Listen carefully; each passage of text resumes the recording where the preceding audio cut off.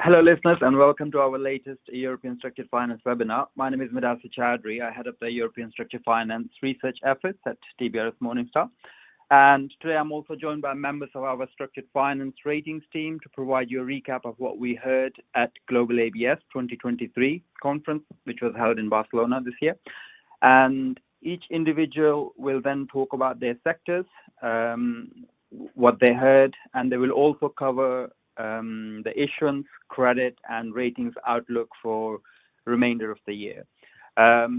Audiences are reminded that they are welcome to ask questions to team members here.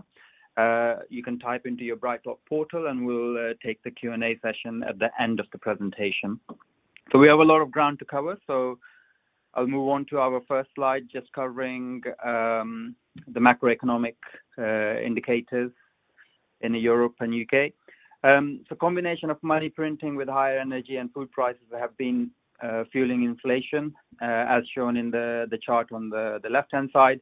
And to control this inflation, central banks have increased interest rates. And since December 2021, Bank of England is well ahead in its tightening cycle, and it has raised its base rate in 13 steps to 5%, while ECB is also following the same trend. And since July 2022, it has increased its main refinancing rate to 4% in 8 steps. So debate now is less about the type of inflation, and we moved on to what are the consequences of rising interest rates and whether the central banks can actually control the rising inflation. So the question is when and where exactly this rising interest rate cycle will stop. The unemployment rate remains low, as seen in the chart on the right-hand side, despite a subpar growth backdrop and the real wage growth remaining contained overall in the euro area. Both in euro area and the UK economies face challenging macroeconomic conditions, with the risk of recession not completely eliminated, mainly because of the real income hit from surging energy bills and rising interest rates. Still, the severity of the recession is an unknown, and although a small rise in unemployment is likely in leading European economies, the pace of deterioration is expected to be slow. According to the latest figures, the inflation is moderating, and this cooling off will relieve the pressure on central banks, which could result in more stable interest rate expectations. Therefore, outlook for inflation and consequently interest rates remain mixed, and further information on these topics can be found on dbrsmorningstar.com from our sovereigns team, along with their periodical commentary, which is titled Baseline Macroeconomic Scenarios. So with this backdrop, I introduce the first speaker, Christian Offset, Head of the European Structured Finance at DBRS Morningstar. Christian, what is your broader view on the issuance and the ratings outlook for European Structured Finance? Thanks a lot, Mudasar, and hello, everybody. So my part today is just giving the executive summary of the respective sectors my colleagues will talk about later. But Mudasar, turning to your questions. So we looked, approaching half year, we looked at the issuance to date in European Structured Finance, which to some extent was slightly better than what we had expected at the beginning of the year. So we went through the different sectors and on aggregate slightly increased our issuance outlook for this year, mostly driven on the upside by RMBS, where issuance was stronger than what we would have thought. And that is partially offset by a slight reduction in issuance expectations for structured credit, non-performing loan securitizations, and CMBS. As earlier this year, we would still expect up to half of this total issuance to be placed in the market, so no change here. Turning to credit and performance outlooks, not much changes from beginning of the year. Kitan will go into more detail, but we changed one credit outlook to stable from negative, meaning Dutch RMBS. We now have a more favorable view. And that generally still translates in a mostly stable ratings outlook. And we keep a negative ratings outlook for Italian non-performing loans, or that is slowly tapering off. and for certain CMBS sectors. Not part of today's presentation, but we changed the ratings outlook of one covered bond market, namely the Italian, to negative, given the rising interest rates and the adverse effect this has on our assumptions. So, but that's broadly on the issuance side and the credit side. My colleagues will go into more detail. If you turn to the next chart, which is about green, social, and sustainable bond issuance in Europe. As you can see from the left-hand chart, issuance across European bond markets is on the rise again. And in fact, the first quarter of this year was the second highest quarter of issuance in relation to green, social, and sustainability bonds. So that after some reduction in 2022 appears to be coming back. And at a much smaller level, that's also true for European securitizations. The right-hand chart shows the number of transactions which have either a green or social bond label within the European securitization sector. And you can see we already surpassed the entire 2022. Again, at this very low level, a lot of work has to be done.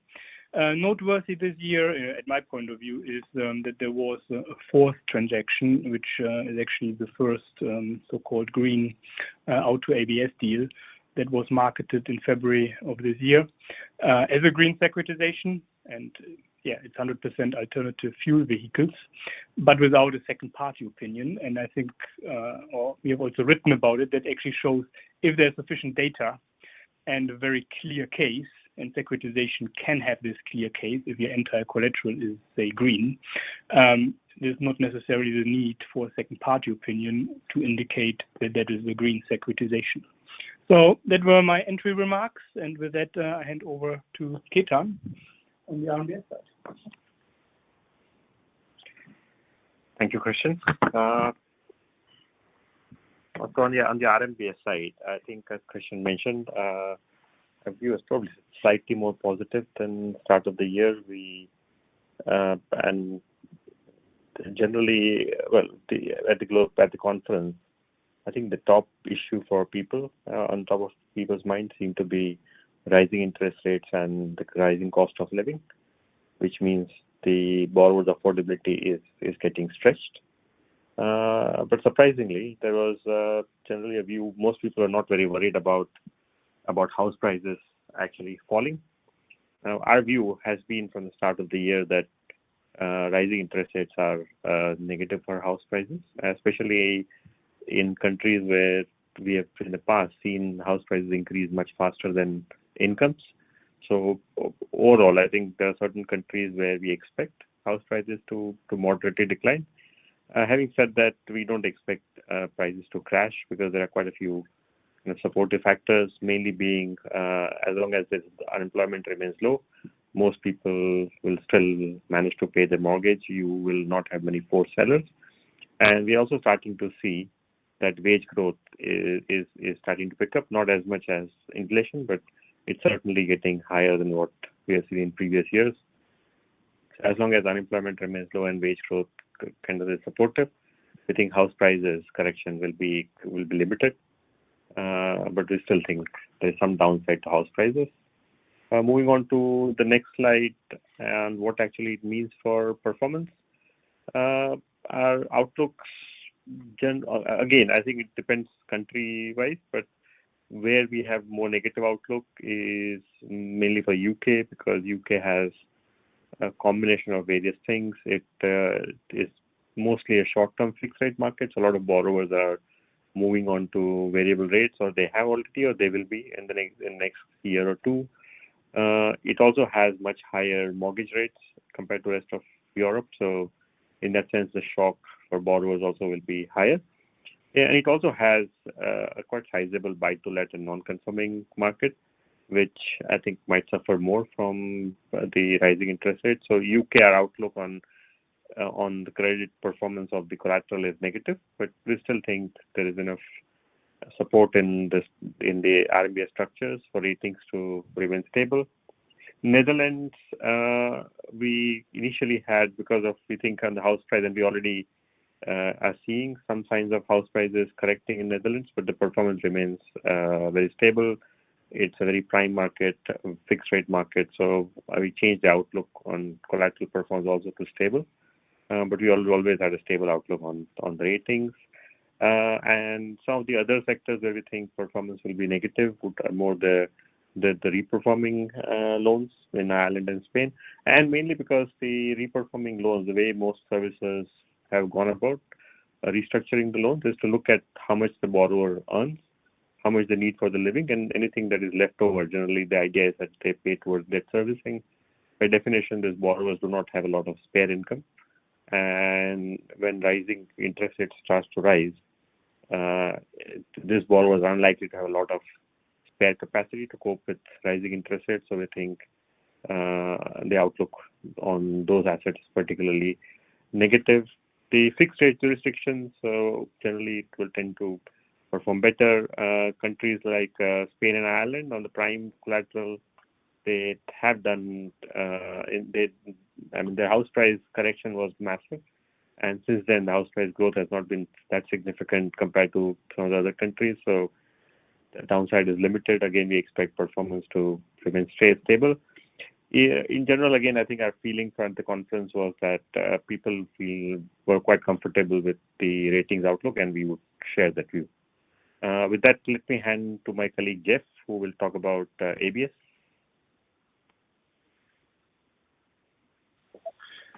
Hi, thank you, Ketan. So hi everyone, my name is Jeffrey Sespel and I work in the ABS team, so I'll be covering the ABS portion of this presentation.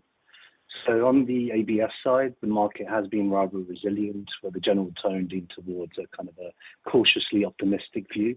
And despite various challenges such as the increased cost of living, inflationary pressures and rising interest rates, which you've heard from my colleagues. Surprisingly, on the cost of living crisis, has actually had a less significant impact on the market than was initially anticipated, with low unemployment rates in Europe seen as a mitigating factor. Having said that, there is still uncertainty in the air, and lenders will need to adapt their risk models to account for increased borrower indebtedness in case the full impact of the cost of living crisis remains to be seen. There's a similar story on inflation, where the impact on performance is also expected to be gradual and manageable. And on the rising interest rate environment, on the other hand, was also highlighted as kind of another area for concern, particularly for borrowers with variable rate loans or high indebtedness. So the increased cost of refinancing on existing ABS transactions is putting some pressure on issuers to manage their funding costs effectively. In terms of spreads, they have widened and there's some increased volatility observed. However, the market generally appears to be moving towards what we call a new normal. So whilst there might be some potential headwinds ahead, given the challenging market conditions, there also remains a sentiment that the market will actually adjust and adapt. In terms of swap rates, these continue to increase, which is significantly impacting funding costs and the economics of new transactions. Overall, lots of challenges in the market, but there is still a prevailing sense of optimism. On the consumer side, there has been some performance deterioration, but overall levels of delinquencies, defaults, and losses remain relatively low, so the overall impact is expected to be manageable. And there's also a growing presence of a wider variety of lenders in the market who are actively seeking alternative funding solutions, so they're looking towards securitization. In terms of regulation, the upcoming regulatory changes like Consumer Duty and the Consumer Credit Directive have raised concerns and added additional complexities for originators, particularly those playing in the buy now, pay later space, which is currently unregulated, but will be subject to regulation soon. There was also a particular emphasis on the importance of striking a balance between consumer protection and industry growth. Also, on a positive note, originators are proactively responding to market conditions and adapting their risk models and underwriting criteria accordingly. So where there's been a strong focus on affordability and monitoring the ability of borrowers to repay their obligations across the market. Now, on the auto side, the market has changed over the past few years. Issuance has historically been dominated by Germany and the UK, but there's recently have been several transactions in other jurisdictions. There are new lenders entering the market, especially in the UK, mainly focusing on high risk and less served type of borrowers.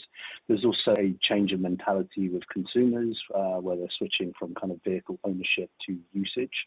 And this is leading a growing use of balloon loan finance and leasing. Issuances related to used vehicles are also increasing, and then in the private market, again, especially in the UK, we're seeing more smaller transactions where they are originated by fintech companies or funds that started including auto loans as part of their offer.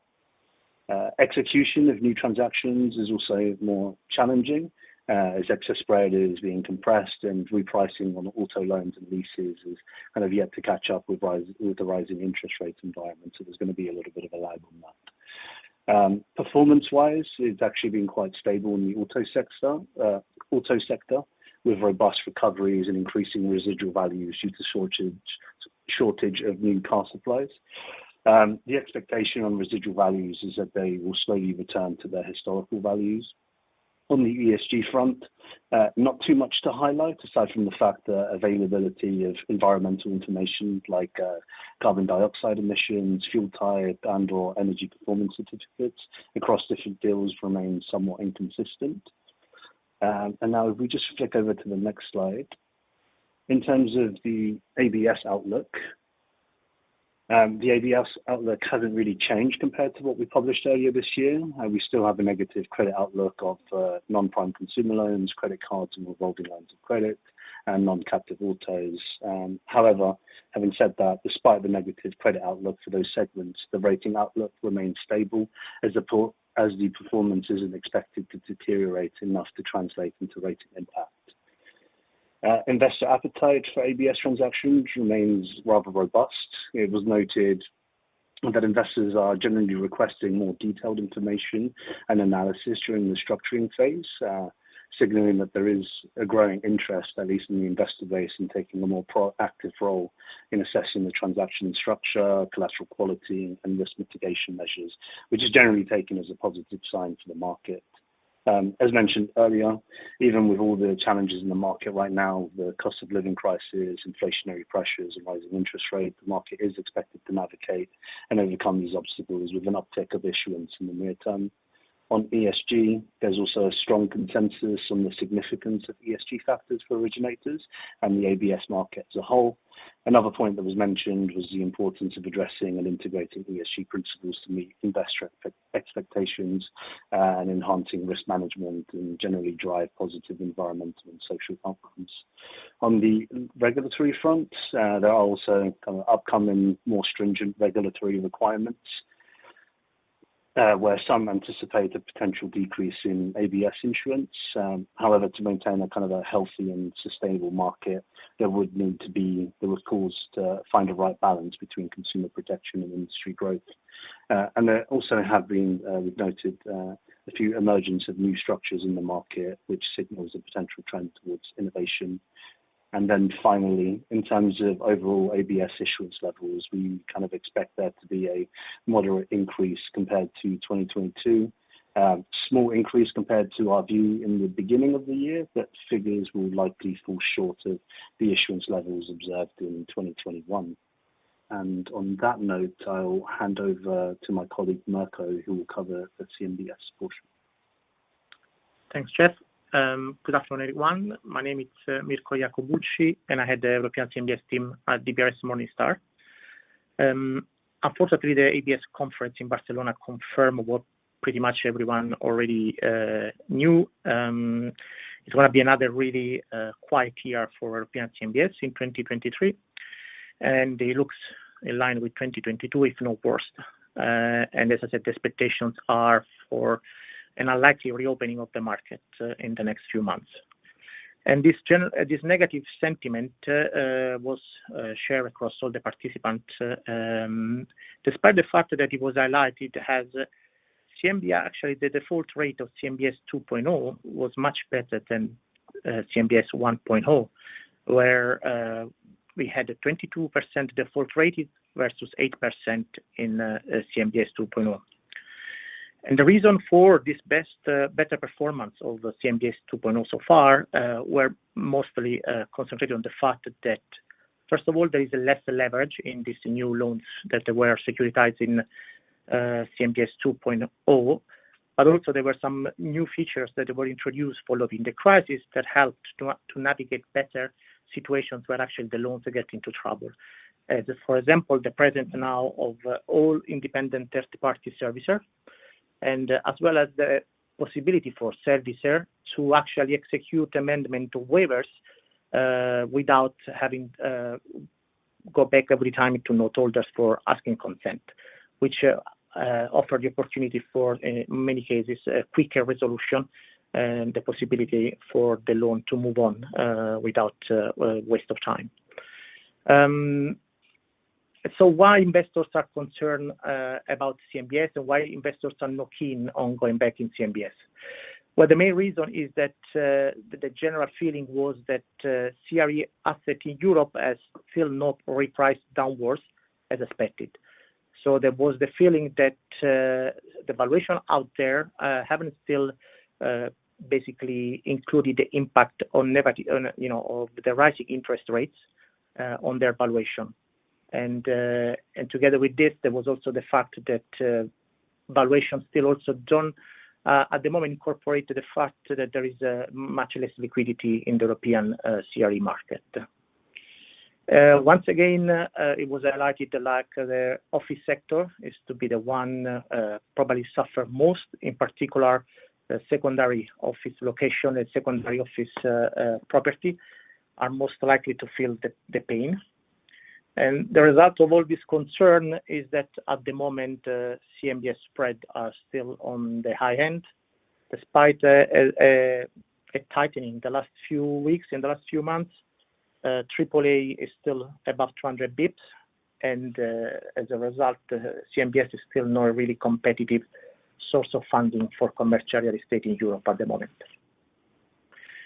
If we move to the outlook, we had to reduce our initial assumptions on 2023 issuance. We actually cut our number of 2.5 billion to just over 1 billion. There could be some isolated issuance in the next few months, maybe 2 or 3 transactions, most likely secured by what investors consider anti-cyclical asset class, like student housing, hospitality, or data center, or secured by asset class that so far has been performing relatively stable compared to the general downward trend of the European commercial real estate market. Especially the logistics sector and the multifamily sector have been so far still performing well. And in general, rental income for this asset class has been growing steadily and has been able, in most of the cases, to offset the drop in valuation. If we move quickly on the surveillance side of the CMBS portfolio that we rate, at the moment we have a really limited number of loans in special servicing. However, we would expect this number probably to increase in the next few months as we have 2 or 3 transactions which are reaching their maturity. And we would expect that for this transaction, the borrower is most likely to search for an extension of the maturity date. If not successful, it's probably likely that the borrowers are going to be unable to refinance, and as a result, the loan is probably going to be transferred into special servicing. If we just move on the specific asset type, the outlook is basically confirmed compared to the beginning of the year. So we have a negative outlook for office and retail sector. Instead, we maintain stable outlook for industrial, multifamily, hospitality.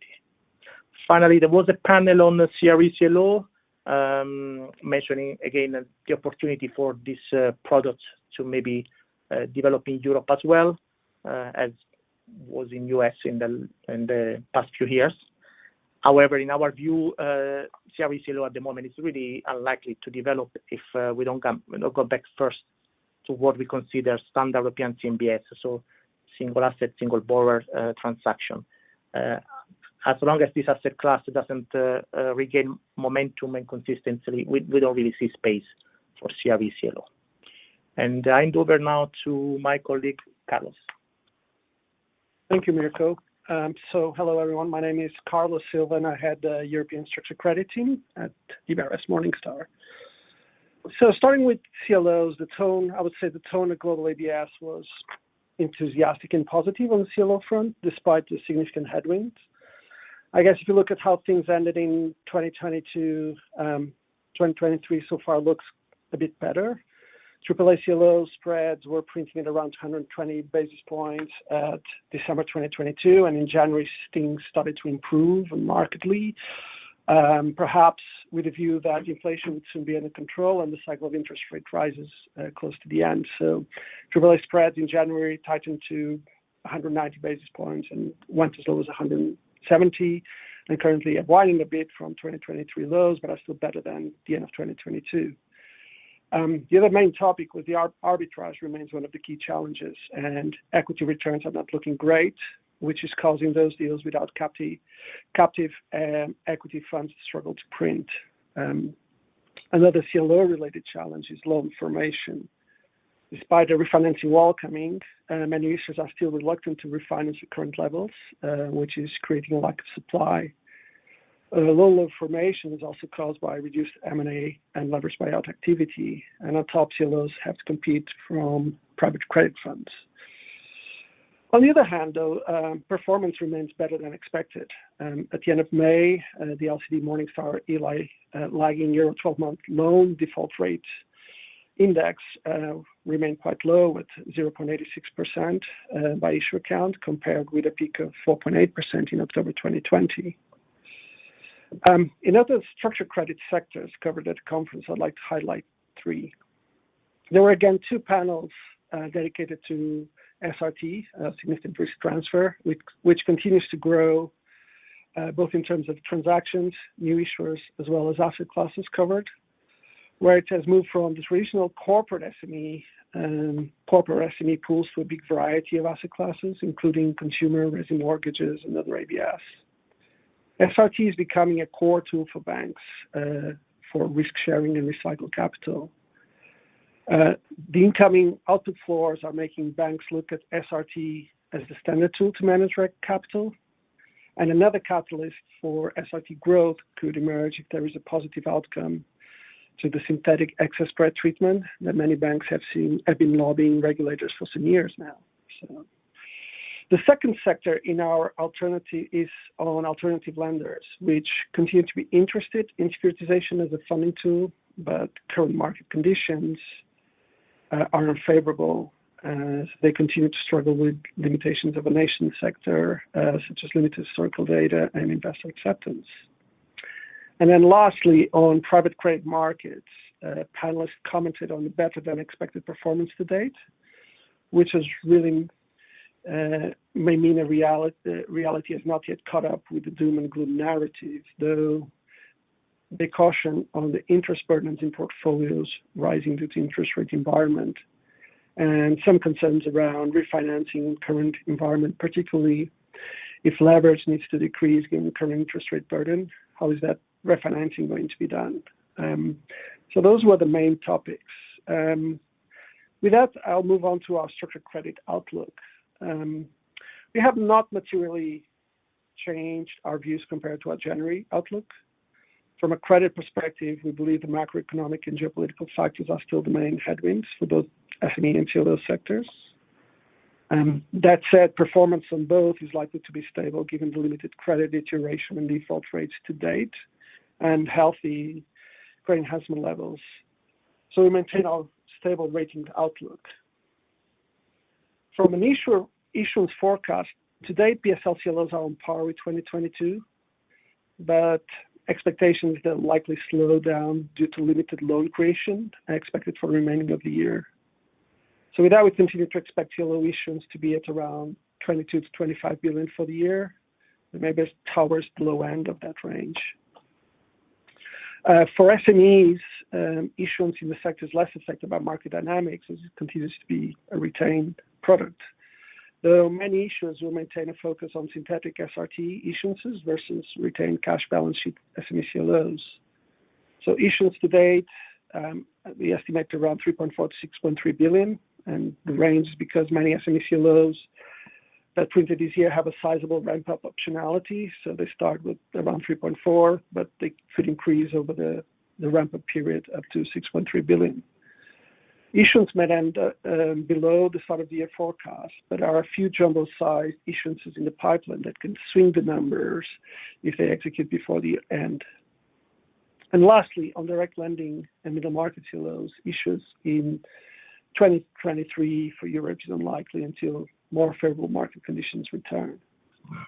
So with that, I pass on to my colleague Sinem to cover the NPL sector. Thank you, Carlos. Hello, everyone. Thank you for joining to listen to us today. My name is Sinem Erolaziz, and I'm part of the non-performing loans team at DBRS Morningstar. Non-performing loan market is evolving, and there's a lot of focus on it for changing reasons.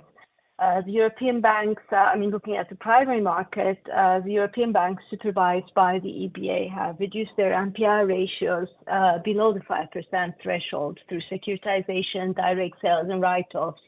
Looking back over the past 6 years, the Europe-wide NPL ratio declined from just over 5% to under 2%, with more dramatic changes in Greek and Cypriot NPL ratios down from mid-40s to below the 5%. The market anticipates another wave of NPLs following the macro events post the pandemic, namely the energy price spike, high inflation, and the sharp increase in interest rates in such a long time. Apart from some increase in stage 2 loans, this is not yet evident in the data.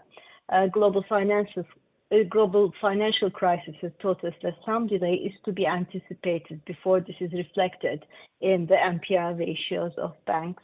The market expectation at the 27th Global ABS Conference in Barcelona was twofold. Firstly, that the NPLs resulting from the recent macro events are expected to be much smaller compared to those that follow the global financial crisis.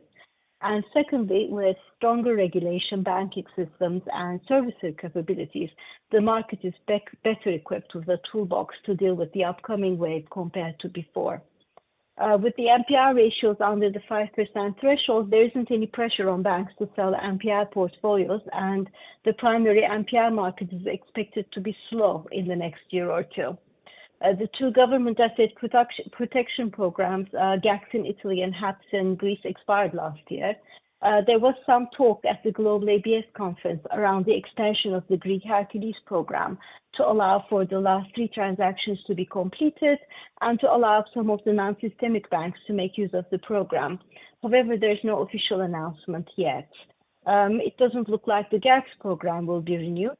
The Italian Banking and NPL Management Panel touched upon the challenge of appropriate pricing of Class A notes of Italian NPL transactions post-GACS in the current interest rate environment. Looking at the secondary market, with primary issuance slow, the attention is now on the secondary market. The resolution responsibility for all the NPL portfolios now lie with a handful of international servicing firms, regardless of whether these non-performing loans were securitized under asset protection programs or sold to investors, then securitized or funded via other means. The market is opaque regarding the work still outstanding in NPL resolution at the servicer level. The public Italian securitizations provide much-needed transparency. As of the last interest payment date, close to 60% of the latest business plans of the 35 Italian NPL transactions rated by DBRS Morningstar were still to be worked out. Another data point comes from the Bank of Greece's quarterly publication of loans serviced by credit servicing firms. And this data suggests that assuming no new additions, 81% of the loans serviced at peak are still to be worked out at 22 year end. No doubt there's more work to be done in NPL resolution. During the first stage of the NPL cycle, large NPL positions containing various loan types, borrower types, and recovery strategies were transferred in bulk to a small number of large servicers, Different asset types require different services, technology, and staffing investment and setup. For the most efficient and timely workout of these jumbo portfolios, specialized loan portfolio sales out of these are likely. At the Global ABS conference, there was talk around reperforming loan portfolio sales, unlikely to pay loans, rating of REO sell-down portfolios, aggregation trades around the smaller NPL portfolios sold out of existing transactions. For securitized transactions, these type of portfolio sales lead to early amortization, helps in maintaining high cumulative collection ratios and net present value profitability ratios where applicable, allows payment to Class B interest and delays partial subordination of services fees. Looking at surveillance, there are a few trends emerging. Post-pandemic transactions with conservative business plans performed better than pre-pandemic transactions with some exceptions. Following a sharp increase in interest rates, rating actions were driven by hedging status for floating rate transactions, within some cases where over-hedging led to an upgrade despite underperformance compared to executed business plans. Overall, there were more upgrades, 22, than downgrades, 15, in the past 12 months. Moving on to the outlook, our outlook for the second half of 2023 hasn't changed from January, perhaps sort of half the issuance. But the credit outlook is generally stable across NPL issuing countries, with Italy and Spain marked as negative, looking more vulnerable with high unemployment rates compared to the rest of Europe. In terms of the 2023 rating outlook, all NPL issuing countries are marked as stable, except for Italy, where 18 out of the 34 remaining senior notes rated hold a negative trend. Looking at the NPL issuing countries one by one, our outlook hasn't changed much. In Italy, in addition to what we mentioned earlier about surveillance trends, for the early GACS transactions most affected by the timing delays, the increase in GACS fees over time could result in further rating migration.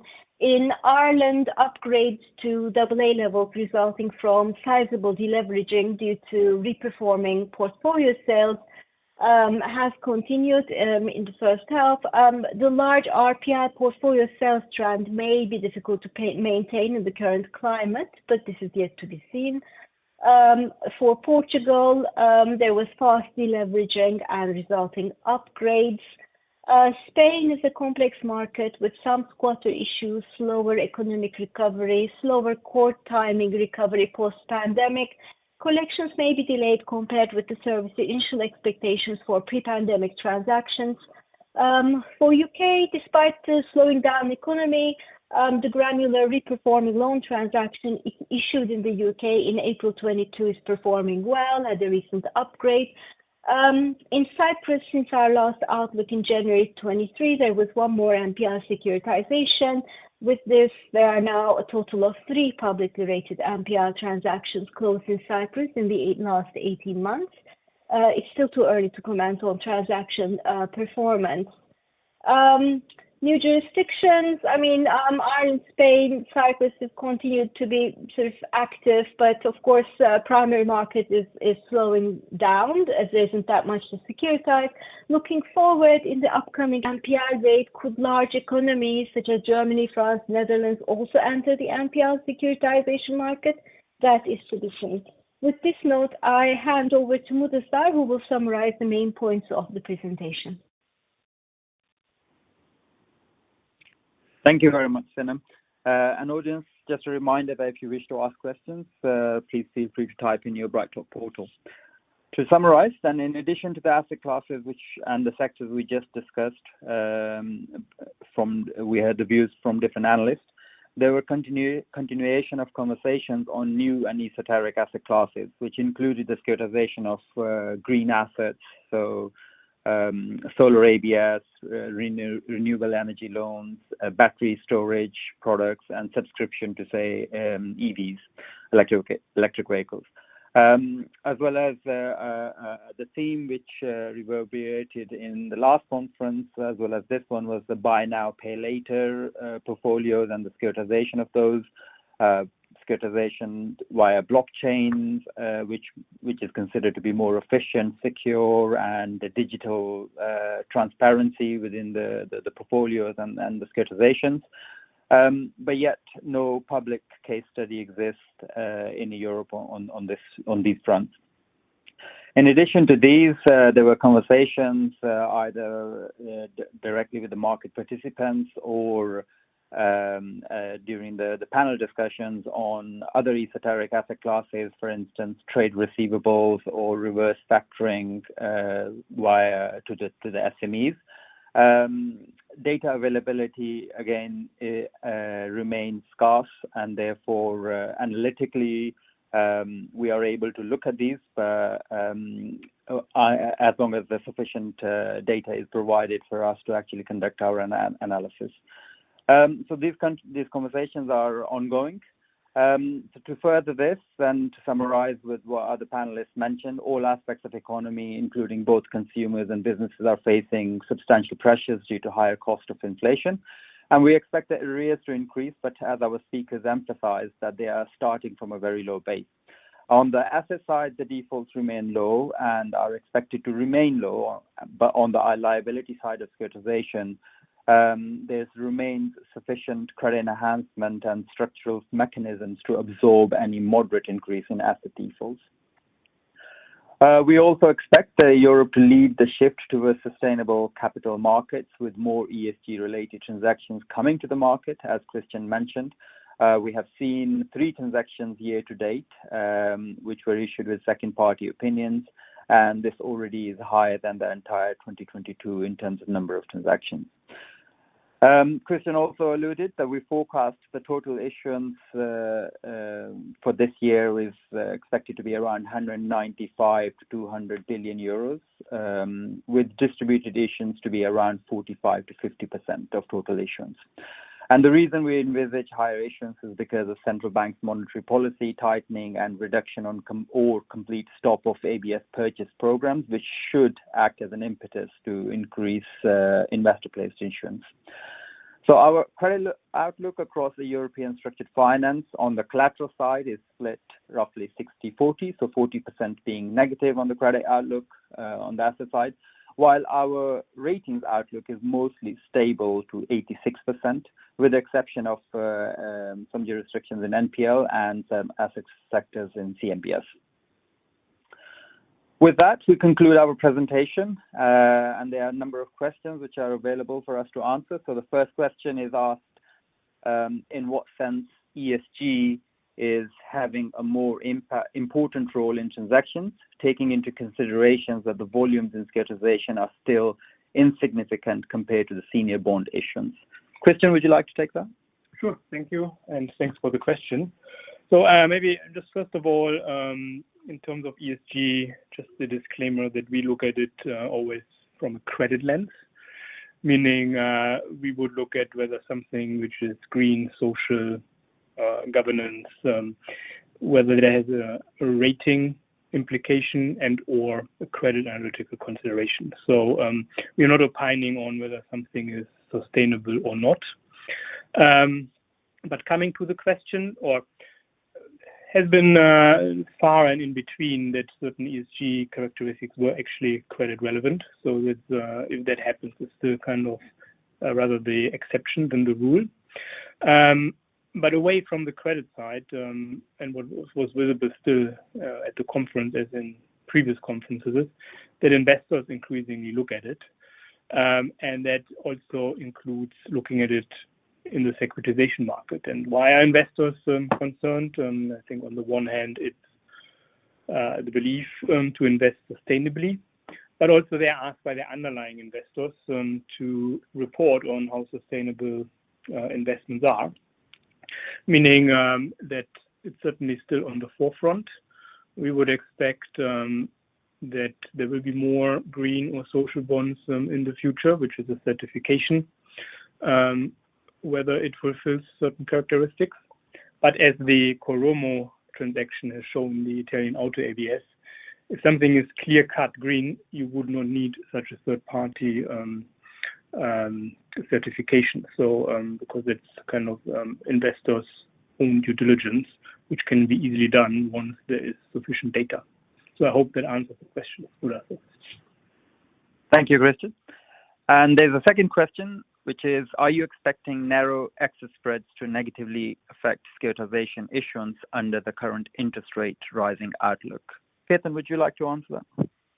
Yeah, thanks, Mudasar. And again, thanks for the question. It's an interesting topic on how excess spreads are affecting securitization issuances. In fact, recently, my colleagues on the auto ABS side, they published a commentary which precisely talks about this topic on how the compression of excess spread is affecting auto ABS issuances. But I think this issue is generally applicable for most asset classes, whether it's mortgage portfolios that were originated just maybe a year ago in a lower interest environment, or whether it's SMEs or it's or auto loans or other assets. In general, the issue that the issuers, the common thread across all is for issuers, the economics is no longer that attractive because you have assets which are yielding much less and not reflecting the increased interest rate environment. Whereas, of course, your liability costs are going to reflect the current interest rate environment. Now, for some issuers who already hedged it in the background, probably kind of less affected. But yes, I think it is going to be negative for issuers' volumes, compressed excess spreads. The other thing also to keep in mind, it also to an extent affects the origination volumes, because for many asset classes, the borrower behavior, you tend to see level of prepayments which are expected. Now, as a borrower, if you had a fixed rate loan, which is at a very attractive rate, much less incentive for the borrower to refi, which means that the weighted average life of some of the assets might increase and it might affect the origination volumes. So on the front end, what we would also expect in some asset classes, the origination volume to decrease because of borrowers' behavior changes. There are asset classes where, for example, UK buy-to-let is a good example, where the origination volumes will be much lower now because the rental yields haven't increased as much as the mortgage cost. So the economics of someone taking a new buy-to-let mortgage is much less attractive, which again, I think in the next year will have an impact on issuers' volumes because you have less assets originated. So yeah, hopefully that answers the question. So in short, yes, there is a few impacts of reduced excess spread on the issuers' volumes. But that I hand back to Mudasar. Thank you very much. And with that, we conclude our webinar for today. And I take the opportunity to thank our audience, and I hope you found this session useful. And thank you, fellow speakers, for taking the time to participate in this webinar. Our latest research, including the write-up of main panel summaries of global ABS, including the research piece which Ketan mentioned, is available on our website, dbrsmorningstar.com, along with all the contact details of the research analysts.